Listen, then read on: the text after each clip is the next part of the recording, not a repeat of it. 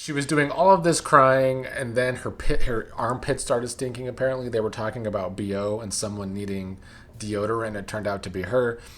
So yeah, Bella was a mess, but Bella is going to be giving us our good TV.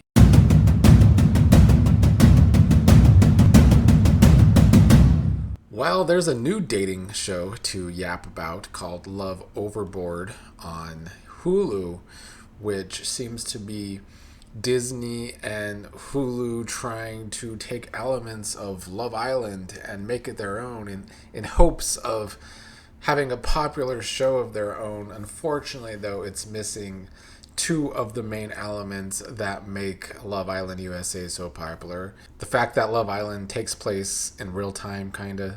It's happening as the episodes are airing and people get to vote sometimes.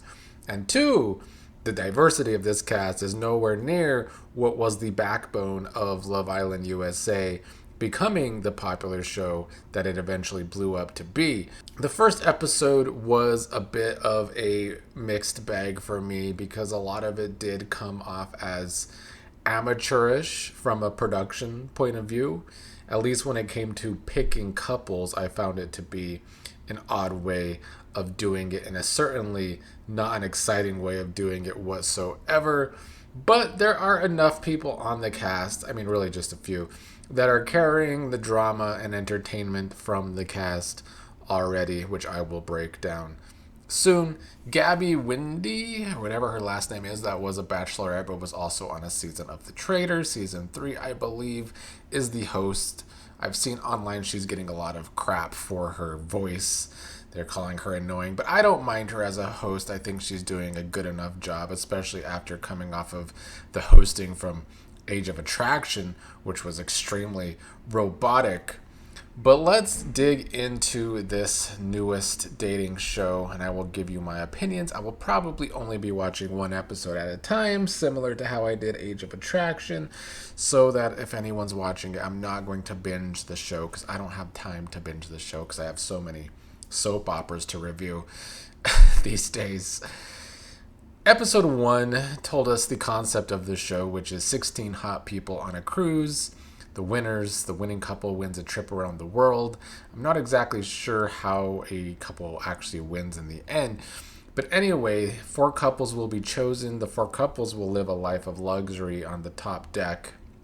Meanwhile, the 8 singles have to go below the deck and do the cooking and the cleaning and serve the other couples while trying to break up one of the couples to get with someone on top and basically not have to be on the bottom anymore. We got 2 of the guys that I think really only got a decent edit in this first episode.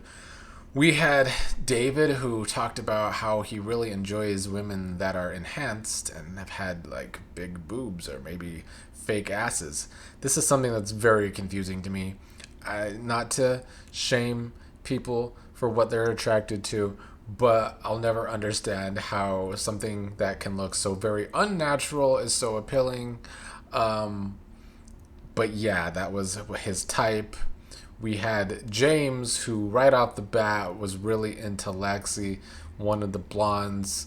And then when Gabby, the host, asked everyone how they're feeling, James's first response was to say that he's horny, which of course made an awkward silence among the rest of the women after that. Clearly he was trying to be funny, but I don't think it landed right off the bat. James in confessional was talking about how he hasn't had sex this summer so far, so he really is feeling horny, I guess. We got to the way they picked the couples, which is what I didn't like from the premiere. It was Gabby picking names out of a hat randomly. They then had to go side by side and choose if they wanted to become a couple with each other or not. Lexi and Reese ended up coupling up, and they kissed straight away. Reese really went in for that kiss right off the bat. Then we had Leela and James side by side. They did not couple up with each other. Leela did not like his horny joke, calling James a boy, not a man, because of that joke. Ina and Andrew also did not couple up. Sade and Keif did end up coupling up, even though they seem like quite opposites to me. I did like Sade as soon as Keif was walking up to her after choosing each other. I liked how she said cheek for the kiss after seeing how Reese planted one on Lexi right away. Sade going to play hard to get, especially with Keif, I think. Ina got to choose again, and this is what I didn't understand from this premiere and with the randomness of it all. I don't know if they went through everyone and they didn't find couples with the first choices and they just left a lot of those choices out of the edit, or if Ina, or however you say her name, was chosen twice to pick, which I think is unfair to other people that didn't get a chance to pick randomly, or at least that's what we were shown in the edit. But this time, Ina and Tim decided to couple up, and then Lo and David also decided to couple up, even though, as we learned right off the bat, Lo is not David's usual type because she is all natural, especially a natural body, and he likes his enhanced bodies allegedly. This is when the singles got the bad news that they have to actually be a crew and do work below deck, which led to our first mess of the season, who is Bella, who had a total breakdown when she learned she had to do some cooking and cleaning. She didn't like where they're going to be staying in the working quarters, saying it looked like an ugly hospital or nursing home vibe. She later started crying about it because she was so excited for a yacht trip to be on this show, and she said she hates cleaning up after people she thinks she's sexier than. So she was throwing shade at some of the people that are on top. She just kept spiraling, having even more of a breakdown in front of Leela, who was not able to console her, but was trying to. Leela making the comment in confessional that she's younger than Bella, so why does she have to console Bella? I think she said that Bella said, I want my mommy, so Leela was telling production to get Bella's mommy. She was doing all of this crying, and then her armpit started stinking. Apparently they were talking about BO and someone needing deodorant. It turned out to be her. So yeah, Bella was a mess, but Bella is going to be giving us our good TV. Every season needs a mess like this to kick things off, and Bella is that person. And Leela was supposed to room with her, but is not really feeling Bella. That played into a later drama that I will get to in a second. Let's talk about some of our first couples. We had Lo and David, who, despite David's types of big fake boobies, he seems to be getting along very well with Lo. They got to know each other. They talked about him being a therapist for children and how he went into that because he thought it would be a challenge and something that pulls on his heartstrings. Lo talked about being an empath, so she really feels that from David. And then she complimented David that he's a great communicator, which David seemed to really like that compliment. So they were off to a good start. I feel like of all the couples, they seem to be, at least edit-wise, the couple that actually was trying to get to know each other. In confessional, though, David goes on about how Lo's natural body is good with him because he sees her as someone that can have his future kids and breastfeed his kids without big boobs. I don't know, because on one hand, David's supposed to be this sophisticated child therapist, but then in his confessionals, they seem to just really be asking him about his type a lot. And I think even the person asking him questions was confused about David choosing to be with Lo because she is so natural and does not have much boobies. So I think it's just the edit for David. They kind of gave themselves away in the edit when we actually heard someone asking David a question about Lo not being his usual type. So hopefully David's edit gets better because I want to like these two, but his edit's a little strange.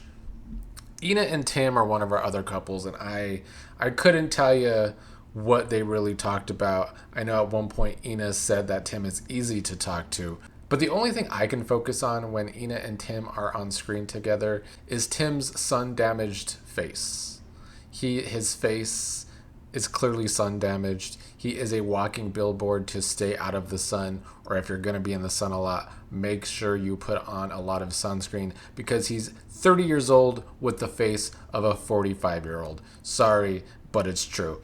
Sade and Keif are one of our couples, and they are quite opposites. Sade did not like Keif immediately laying on the bed in their room in his outside clothes, which is a very black thing of Sade, which and Keif on the bed in his outside clothes is a very white thing. As someone who has been in interracial relationships, that is a key difference sometimes between a white guy and a black woman. But they're also opposites just because where they're from, because Sade is from New York City, where he's never been, and Keif is from Nebraska.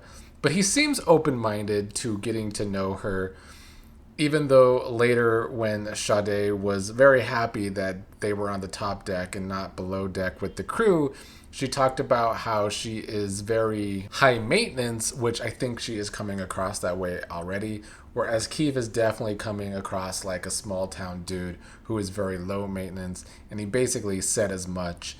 So they're very much opposites. I would like to see how that works out for them. I think they have the most interesting dynamic out of the couples so far. Reese and Lexi are our last couples who were going over red flags, and Lexi was going on and on about how she doesn't like the loudest guy in the room because she is loud and then they can't be loud together. And she immediately pegged James as the loudest guy in the room when he had his horny comment. But as I said earlier, James has already honed in on wanting Lexi, and that was one of the main stories the rest of the episode, because as Gabby told the below deck people, that if they make an effort and get someone on top to have this mutual thing between them, they could win a date. And so that is what James ended up doing, because when they had to serve their appetizers and cocktails to the people above deck, James immediately pulled Lexi aside for a talk. Meanwhile, Bella had told Leela that she really likes David, who is with Lo, and she's really trying to pull off the seduction with her big fake tits, because Bella does have some big fake tits. But Leela, I guess, got close to Lo right away and immediately ratted out Bella to Lo, even though Bella specifically told Leela not to tell anyone. But Leela ran right to the source that Bella wants Lo's man, David. So Lo told Leela in front of David to make it known that she and David are like married already. Leela reported that back to Bella, that David and Lo are locked in, and Bella saw it as very obvious that Leela told Lo that she wanted Lo's man. Bella confronted Leela about this, about telling Lo after she asked Leela not to tell anyone. And Leela was saying that it wasn't her intention to go behind her back, but it was clearly her intention to go behind Bella's back. Bella was saying that it feels very calculated, and it was. I think on one hand, apparently Lo and Leela have bonded already. And then on the other hand, I think Bella gets on Leela's nerves because she had that nervous breakdown, and Leela was the one trying to console her. So I think there was a lot going on there with Leela's intentions. So Bella decided to pull David aside and shoot her shot with him, but he was giving some non-answers. And then in confessional, once again, his edit is about how he likes enhancements, and in the past he would have went for Bella, but he wants different things from a relationship now. He says what he wants from relationships has changed. I mean, I think David is one of the 30-year-olds, so he is trying to have a mature relationship with Lo, which I can appreciate if it stays that way. James, meanwhile, when he pulled Lexi aside, they did seem to have a good talk. He told Lexi that he would have said no to anyone on that initial coupling up other than her, which I think Lexi really liked. And so James got a reward for his bold moves, and he got to choose someone for a date, and obviously was going to choose Lexi, where they got to rub some mud on each other for a massage and then take a shower together, and then they got to chat about each other's families. And James was thinking that the date went really better than he was even expecting, because he thinks she is perfect for him. This is the woman James wanted from jump, and this was him taking that shot. But immediately after their date, they had to do the first plank ceremony, which is when the two people that someone has to choose from has to stand on a plank on the boat. And Lexi had to choose between James and Reese. I feel like Reese didn't have much of a chance. I think this was like the second day into this show when this choice was to be made. I guess Reese had almost 24 hours to try and develop that relationship with Lexi, but Lexi ended up picking James, and Reese had to walk the plank and was our first elimination. Lexi early in the episode was saying she doesn't like loud guys like James, but that's who she ended up choosing. So we'll see how that works out for her. This is the woman that James wants. So you would think that James would be loyal to this woman, but a lot of guys like to try and write checks with their mouth that end up bouncing because they can't cash it out, right? He could just be love bombing her. You never know on a dating show like this. It happens all the time.